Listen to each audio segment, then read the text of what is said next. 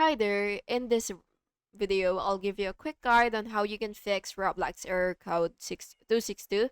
So the first thing that you will have to do when you encounter this issue is exit your Roblox completely. Then you will have to clear your cache whether you're using your website or your application. And after that, what you will have to do is check your firewall and antivirus settings, and then you will allow Roblox through.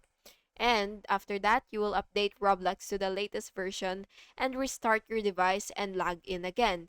If the problem persists, you will just have to reinstall your Roblox and make sure. And yeah, that's basically just it. And by the way, your error 262 is usually due to network or security settings conflicts. And yeah, that's basically just it. And error 262 should now be fixed. And that's it. Thank you so much for watching this video, and I really hope it was helpful, and if it was, please make sure to like and subscribe for more videos like this. Thank you and have an awesome day.